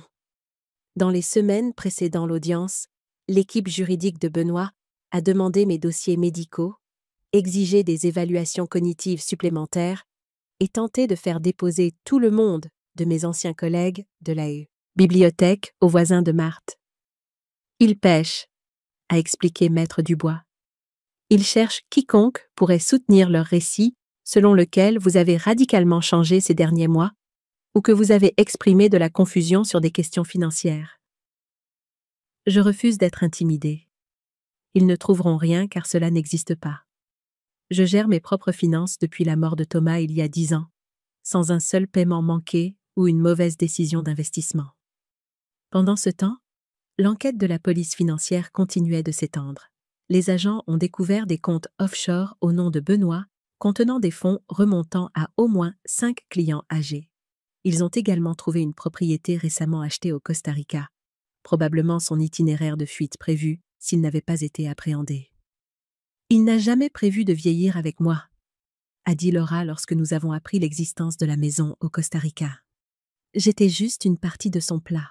Un moyen d'accéder à des personnes vulnérables comme toi. La révélation était douloureuse mais clarifiante. Laura a demandé le divorce, invoquant la violence domestique et l'activité criminelle. Compte tenu des accusations criminelles en cours, la procédure de divorce a été accélérée avec des ordonnances temporaires gelant tous les biens matrimoniaux jusqu'à la conclusion des affaires pénales. À l'approche de l'audience de tutelle, Maître Dubois m'a préparé de manière intensive. « Ils essaieront de vous provoquer », a-t-il prévenu.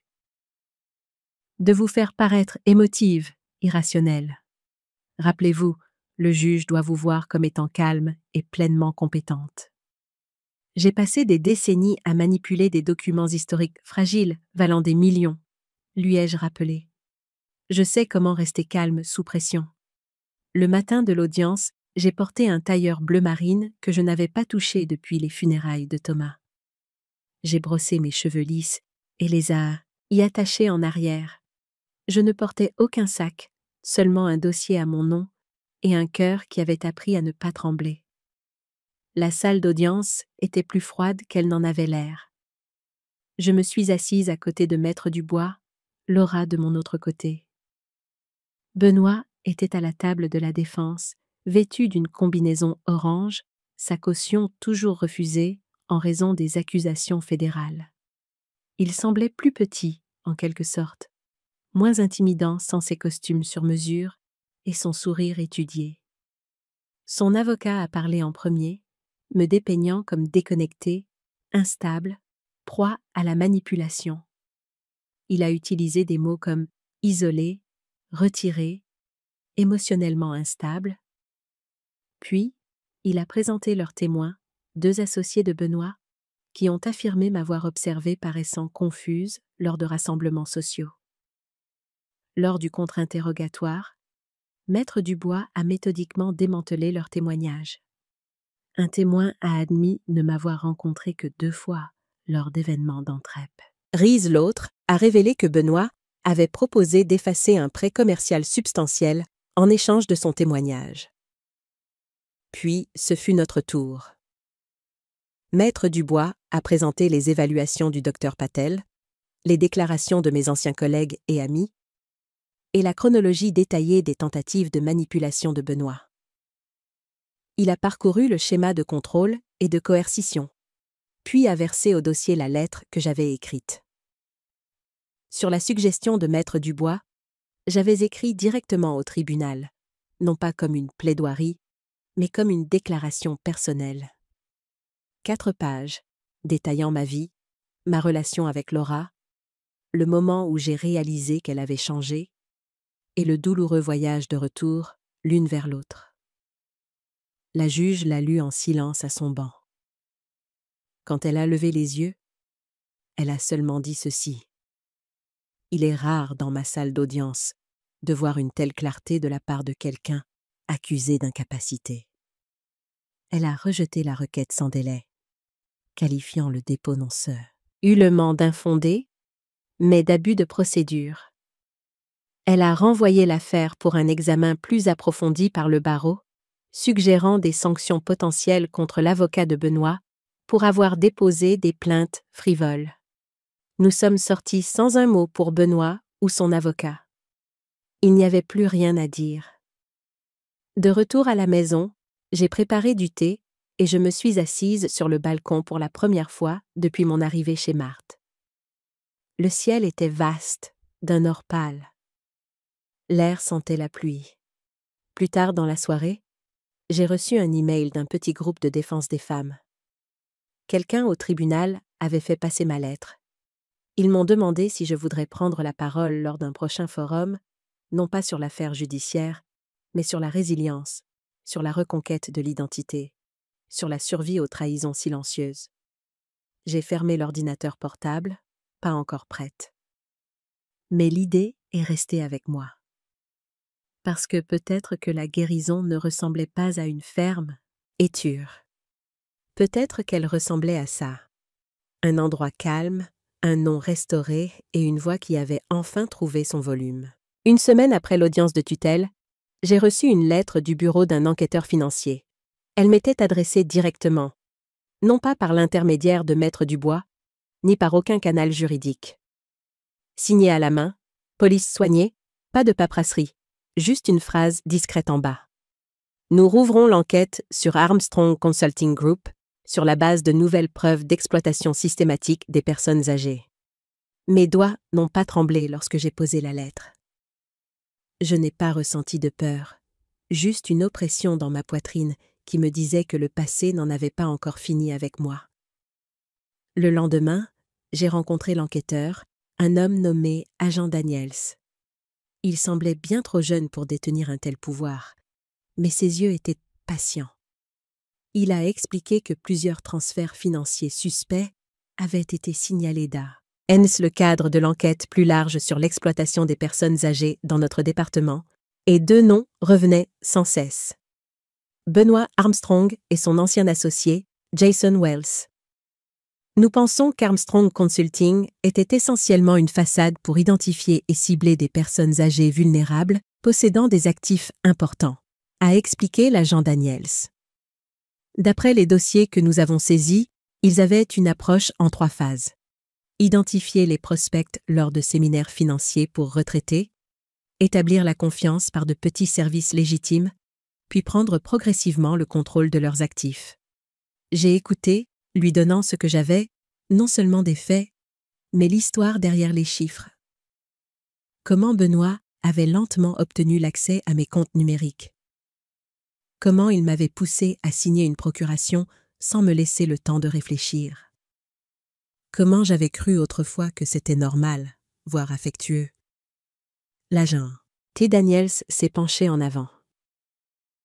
Madame Lambert, vous n'êtes pas leur seule victime, mais vous êtes la seule qui a réussi à riposter avec des preuves. La plupart des autres ont soit tout perdu, soit réglé l'affaire discrètement par peur ou par embarras. Il m'a dit qu'ils avaient demandé aux banques des enregistrements vocaux liés à des virements électroniques.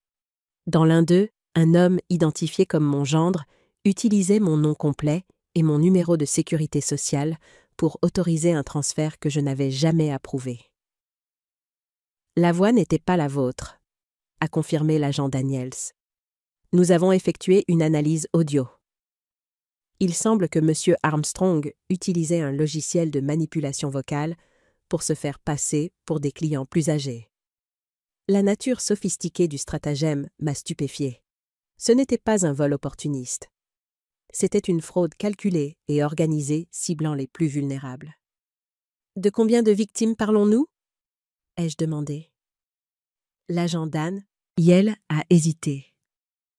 Nous en avons identifié 23 jusqu'à présent, mais il pourrait y en avoir plus. L'impact financier total dépasse les 12 millions d'euros. Le chiffre était stupéfiant. 23 personnes âgées, dont beaucoup vivaient probablement avec des moyens réduits, maintenant, leur retraite décimée par la cupidité de Benoît. Que se passe-t-il ensuite ? Ai-je demandé. Le parquet prépare un acte d'accusation avec plusieurs chefs d'accusation de fraude électronique, vol d'identité, abus de faiblesse sur personnes âgées et blanchiment d'argent. Étant donné la portée et la nature interdépartementale des crimes, M. Armstrong risque une peine de prison fédérale importante. Cette nuit-là, je me suis assise seule dans le salon, toutes les lumières éteintes, avec seulement le bourdonnement du réfrigérateur dans la pièce voisine. Je n'ai pas pleuré. Je n'ai pas tremblé, mais je l'ai senti. Ce faible bourdonnement du jugement. Il n'avait pas le goût de la vengeance. Il avait le goût de la gravité. 2 jours plus tard, mon amie Patricia est passée. Elle nous avait soutenus, à distance, respectant notre besoin d'intimité pendant les procédures judiciaires. Maintenant, elle a apporté un classeur épais de rapports et de recommandations. « Tu te souviens de cette fondation que tu as mentionnée ?» a-t-elle demandé. « Celle pour aider les survivants d'abus sur personnes âgées à se reconstruire financièrement. » J'ai fait quelques recherches. Elle avait assemblé une proposition complète. Structure, mécanismes de financement, partenariat avec des organisations d'aide juridique et des programmes d'éducation financière. Elle avait même identifié des membres potentiels du conseil d'administration, des conseillers financiers à la retraite, des spécialistes du droit des aînés, des survivants d'abus. J'ai pensé qu'on pourrait l'appeler la Fondation Thomas Lambert, a-t-elle suggéré, pour honorer la prévoyance de ton mari dans la protection de tes biens. J'ai parcouru cette proposition et me suis arrêtée à un paragraphe enfoui vers la fin. Une série de conférences mettant en vedette des aînés, partageant de vraies histoires de reconstruction, de batailles silencieuses et de triomphes discrets. Il m'avait inscrite au crayon. Je n'ai pas dit oui, je n'ai pas dit non. Mais pour la première fois, je me suis permis d'imaginer un but naissant des cendres de cette trahison. Pas seulement la survie, mais la transformation. La semaine après ma rencontre avec la police financière, Laura a reçu la notification que sa procédure de divorce pouvait avancer séparément de l'affaire pénale de Benoît. C'était une petite victoire, mais une reconnaissance juridique significative qu'elle était une victime, pas une complice. « Je n'arrête pas de penser à la suite », a-t-elle dit alors que nous marchions dans un parc voisin, regardant Emma et Léo courir devant nous sur le chemin. « Je n'ai pas été indépendante depuis si longtemps. Je ne suis pas sûre de me souvenir comment faire. »« Tu réapprendras ?» l'ai-je assuré. Jour après jour. Laura s'était inscrite à des cours d'assistante juridique à l'université, où elle avait auparavant travaillé dans l'administration. « Je veux comprendre le système juridique qui a laissé tomber tant de victimes de Benoît ?» a-t-elle expliqué. « Peut-être aider d'autres à s'y retrouver mieux que nous ne l'avons fait ?» Sa transformation n'était pas seulement professionnelle. En thérapie, elle confrontait des vérités douloureuses sur son mariage, comment Benoît avait systématiquement miné sa confiance, l'avait isolé de ses amis et avait réécrit son histoire, y compris sa relation avec moi. Il prenait des événements réels et les tordait, a-t-elle expliqué un soir. Comme lorsque tu as manqué mon récital de piano à cause de cette urgence aux archives. Il en reparlait des années plus tard, comme preuve que tu ne me donnais pas la priorité. Omettant commodément comment tu avais organisé une représentative spéciale juste pour toi et papa le lendemain. Récupérer ces souvenirs authentiques était une guérison pour nous deux. Nous avons commencé à reconstruire intentionnellement notre histoire commune. Pas la version que Benoît avait fabriquée, mais la relation complexe, imparfaite et aimante que nous avions réellement eue. Certains jours étaient plus difficiles que d'autres. Laura luttait encore avec la culpabilité concernant son rôle dans le stratagème de Benoît, en particulier concernant mes biens. « J'aurais dû voir son jeu, » disait-elle. « J'aurais dû te protéger. » Nous avons toutes les deux manqué les signes, lui rappelai-je. Mais nous voyons clairement maintenant. Alors que les accusations fédérales s'accumulaient contre Benoît, nous en avons appris davantage sur l'étendue de son opération. Jason Wells, son ancien associé, avait accepté de témoigner en échange d'une réduction de peine, révélant leur approche systématique pour cibler les personnes âgées avec des actifs importants mais un soutien familial limité. Il cherchait spécifiquement des veuves et des veufs, nous a dit Maître Dubois après avoir reçu une mise à jour du procureur. Des gens qui géraient peut-être leurs finances seuls pour la première fois, qui pourraient accueillir l'aide d'un charmant conseiller financier avec une approche axée sur la famille. La cruauté calculée de la chose me retournait l'estomac, mais elle a aussi renforcé ma détermination à avancer avec la fondation que Patricia avait proposée. Ces prédateurs prospéraient dans le silence et l'isolement. Notre plus grande défense était la communauté et le partage des connaissances. À la fin de l'été, la Fondation Thomas Lambert était passée du concept à la réalité. Avec un financement de démarrage de mes propres ressources et une subvention de contrepartie d'une organisation nationale de justice pour les aînés, nous avons établi un modeste bureau dans le centre d'Angers. Notre mission était triple: des subventions, NS de redressement financier pour les survivants d'abus sur personnes âgées, un plaidoyer juridique pour les victimes naviguant dans des cas complexes, et la prévention par l'éducation et la sensibilisation de la communauté. J'ai assumé la présidence du conseil d'administration, avec Patricia comme directrice exécutive, gérant les opérations quotidiennes. Laura nous a rejoints en tant que notre liaison juridique, utilisant ses nouvelles compétences d'assistante juridique pour aider les survivants à comprendre leurs options et leurs droits. Ce travail lui a donné un but au-delà d'être la victime de Benoît Armstrong, ou même la fille d'Evelyne Lambert. Elle redevenait sa propre personne, définie par ses contributions plutôt que par son traumatisme. Le premier événement de la Fondation était modeste. Un atelier à la bibliothèque municipale, où j'avais autrefois travaillé. 20 participants, principalement des seniors et des travailleurs sociaux, se sont réunis pour discuter de la sécurité financière et des signes avant-coureurs d'exploitation. Je n'avais pas prévu de parler personnellement. J'étais là pour présenter notre organisation et notre mission. Mais lorsqu'un homme âgé a levé la main et a tranquillement admis que son gendre le pressait au sujet de ses économies, la salle est devenue silencieuse. J'ai mis de côté mes remarques préparées et je lui ai dit la vérité. Pas tout, juste assez. Je